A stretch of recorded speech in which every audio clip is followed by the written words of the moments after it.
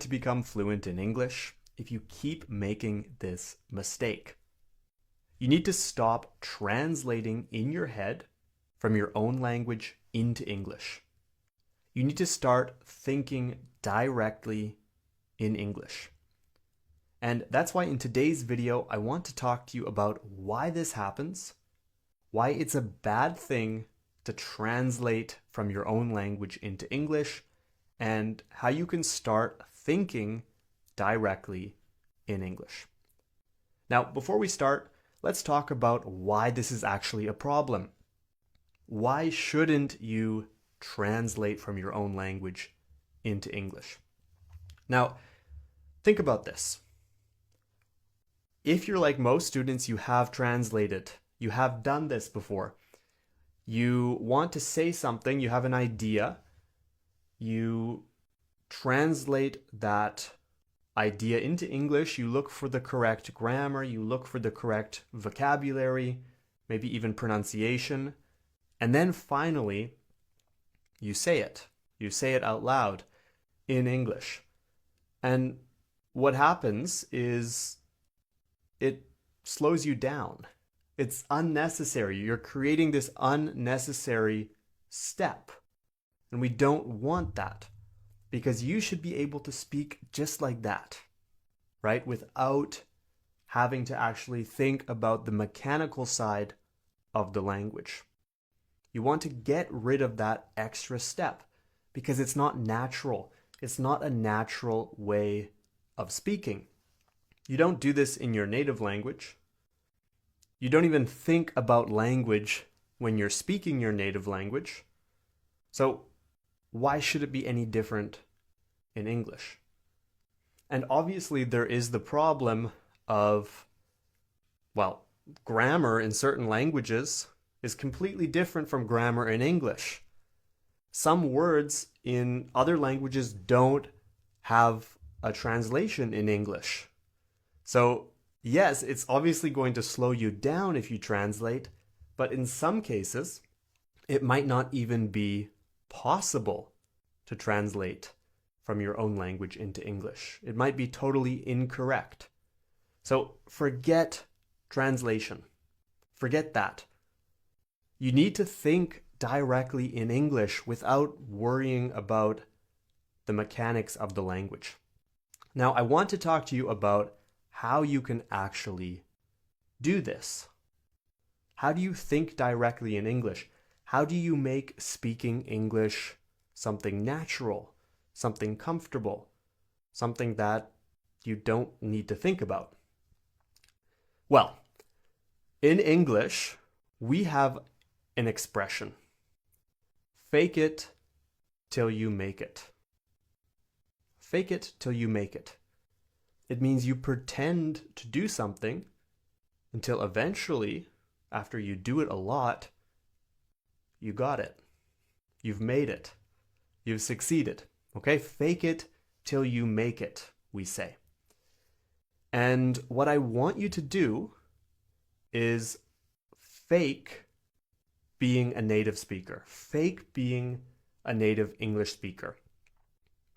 Now, the reason why your native language is so natural to you is because your whole world, when you grew up, was in that language. Your whole environment was in your native language. And when you learn a second language or a third language, which might be English or another language, suddenly you have a different environment. It's not the same. Your parents might not speak it. Your friends might not speak it. You still do things in your native language. And when I say fake it till you make it, I mean pretend you're a native English speaker and live your life like a native English speaker would. Surround yourself with the English language. Think about what a native English speaker would do in the morning when he or she wakes up. They'd turn on their phone. Their phone would be in English. Put your phone in English. They would go get ready for the day. Maybe they would watch YouTube as they brush their teeth in English. Maybe they would turn on the radio as they prepared breakfast.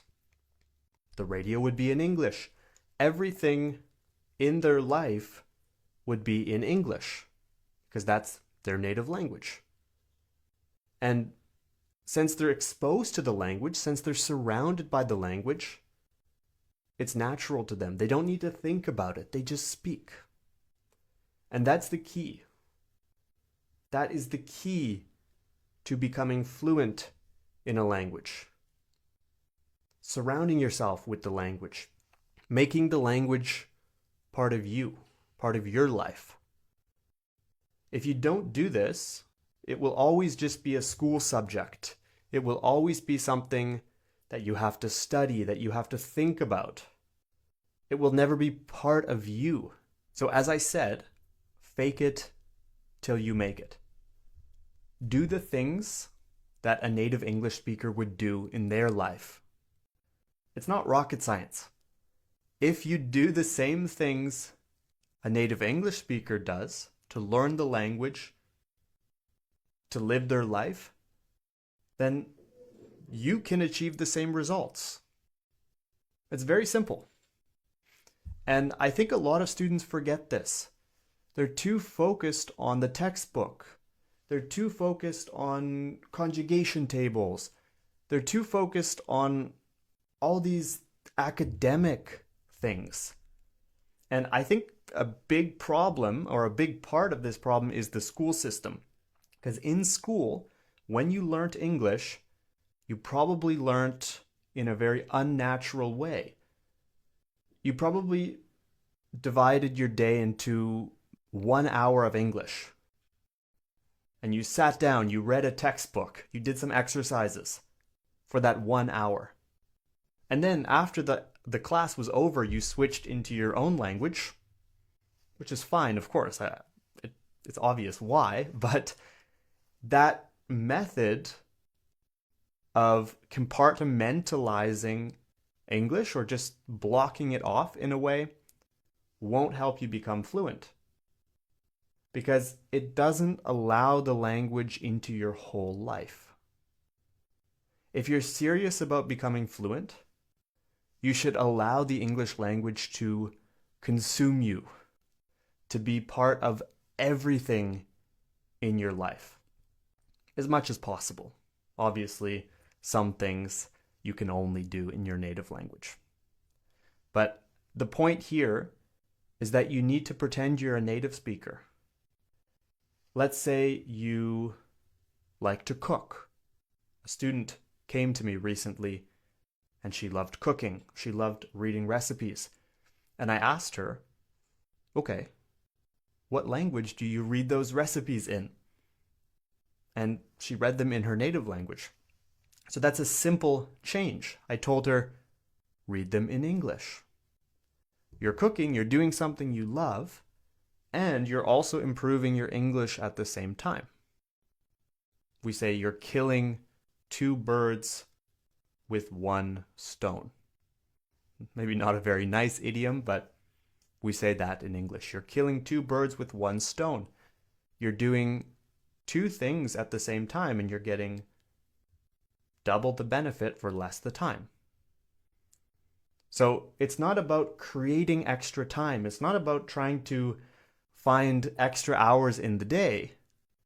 It's about using the time you have in the 24-hour day and replacing some things.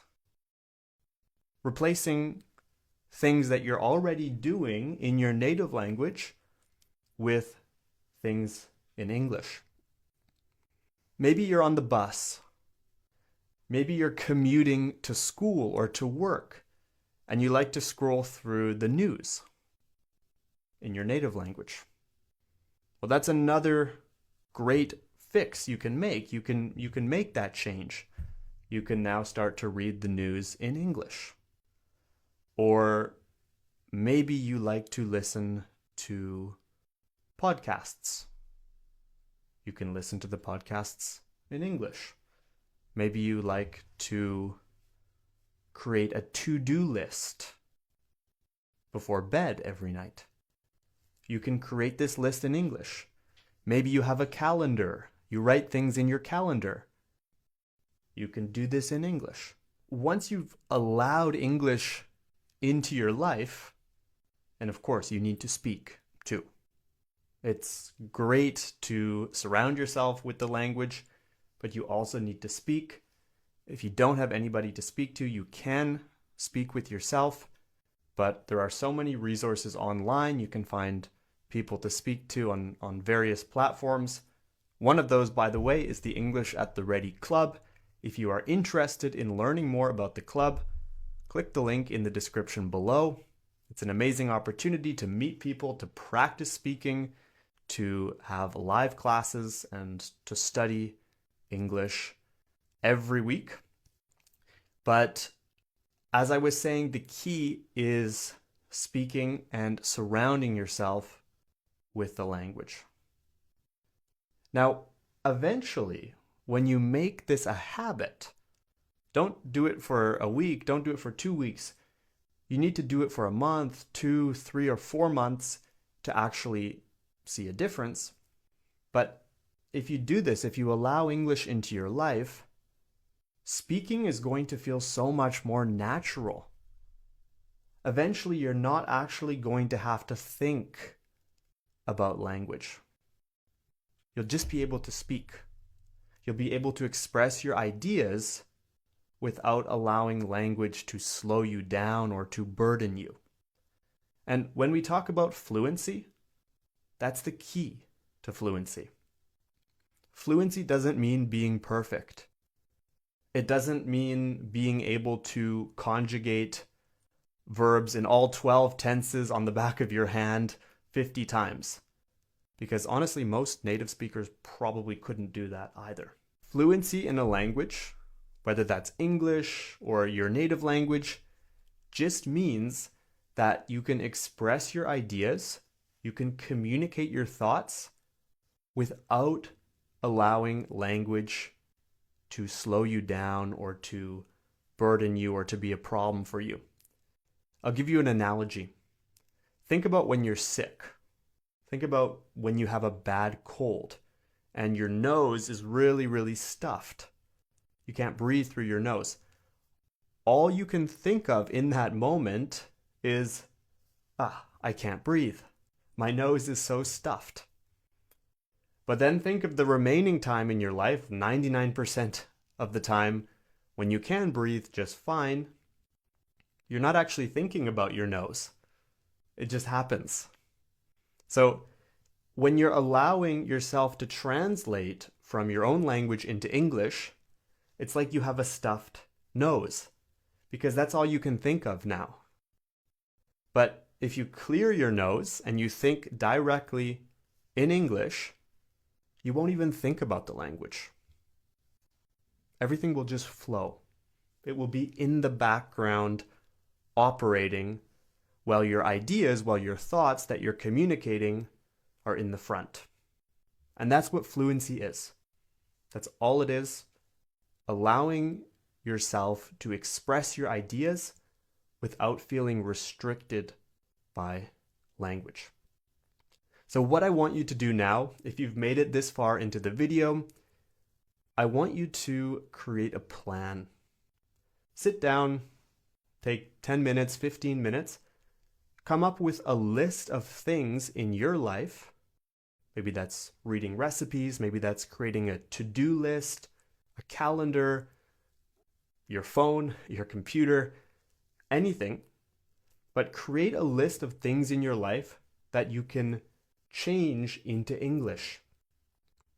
Because remember, fake it till you make it.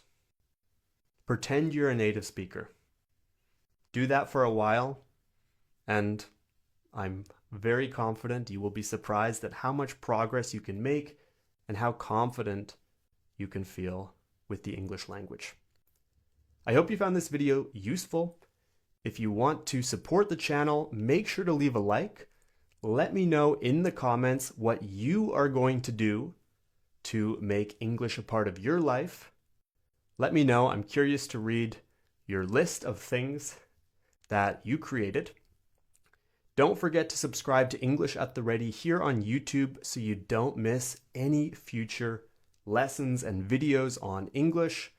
If you want to learn more about how I can help you improve your English this year, then click the link in the description below to learn more. I hope you have a great day, and I'll see you in the next class.